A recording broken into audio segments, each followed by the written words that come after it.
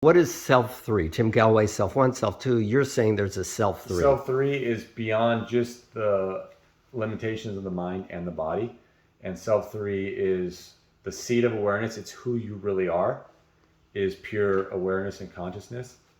And when you're back there, you can tap the infinite resources of universal mind, and you're less apt to get stuck into your old patterns and conditioning and beliefs and all that. And this is a place where you can free yourself from those chains of just being stuck in a body. I feel like you're more creative and you're more brilliant and you're more in awe of what you're capable of. You're less your identity, and I feel like there's more time. So it's like a psychedelic experience where you go through an ego death, and then you go into this place where there is infinite time and infinite connection. And I feel like you can make greater changes there, and you make quicker changes from that spot of observation than if you're trying to learn something by using your mind and you're in your body. I feel like you can, I guarantee you'd be a lot looser, freer back here, and you'd learn something a lot quicker than if you're in here trying to figure it out and you're trying to use your, But how do you get there, especially in the middle of a match? It first comes to the simple realization of you have to know that you're not your mind and your body. That's it. Like, you have to know who you really are, and anything that you could observe out here, anything that you could observe is not you, right? You are the observer. But that seems very abstract and philosophical. Yeah. How does that make you serve better or hit a better, shot at the net? Is if you can be that observer, and it comes down to awareness, and that's why meditation is huge. It's because it's a practice. It's like observing in as many moments as you can throughout the day and not getting pulled in. The emotions are very powerful, and thoughts are very powerful, and you can run away with a thought and you lose half the day by worrying about something. It's how fast can you detach. It's almost like you're back here and you're the conductor of a symphony, and you're watching, you're conducting it, but you're not in the. And what do you say as you're running up to the net as someone's hitting a monster forehand directly at your face? What do I say to myself? Yeah. I don't say anything, and all you're doing is feeling, and being, and allowing and trusting. I feel like it's more just getting out of the way so that that special force can come through you. It's like, right?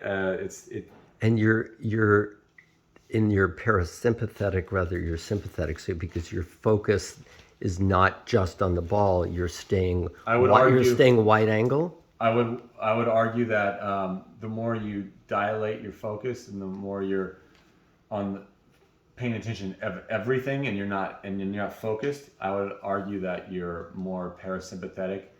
And when you're in the parasympathetic, that's when you can perform your best, because you have more resources in your body. And is it necessary to get into the parasympathetic to be able to get to self three? I would say that the more that you're in the parasympathetic, easier it is to be in the present moment. And then once you're in the present moment, like you're already there. Right. So I would say it's a lot like when emotions are flaring, thoughts are going, your brain's working in high beta, and it's you lose your awareness, you lose your power. Your power's gone when that happens.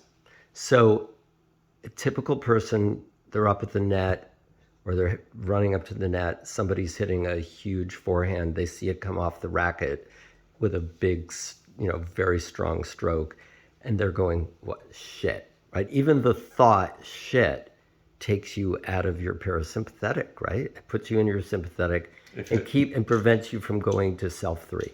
Yeah, if it pulls you into the movie. Like I also think about it as it's sitting in a movie theater, and it's a really good movie, and you're caught up in it, and there's you gotta sit a couple rows back where it's not as loud, where Freddy Krueger doesn't jump out, and you're not in the movie, you're still watching it, and I think the best is watching you watch it. So you're in a witness state. Yeah, you're in a witness state. So when the ball, go ahead. And you're way more powerful. The brain works faster. Your reactions are quicker. Everything flows easier. That's the. So you don't get sucked into shit. I need to hit this serve, or shit, I need to get to this, huge cross-court forehand. You're watching yourself. You've got this wide-angle view.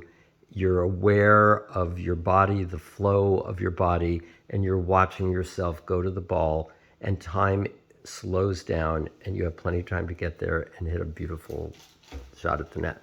Correct. And the best players like Roger Federer, yeah, he's got beautiful strokes and he got good technique from a young age. That aside, there's still 200 players on the tour that technically could probably beat him, right? But he's in that state on the biggest points, and the best players win the 5 to 10 big points that really matter. Because when you separate the stats of a match, the best players on tour win 52% of the points for the year. So you're still losing 48%. You're losing. But on the big ones, they're 70 or 80%. Yeah, they're in that special where their nervous system's dialed down, they're relaxed, they're loose, energy's flowing through their body, and they're not getting in the way. Perfect. Yeah. Great, self 3. Put that in the make an album, Mike and Richard Chronicles. There you go.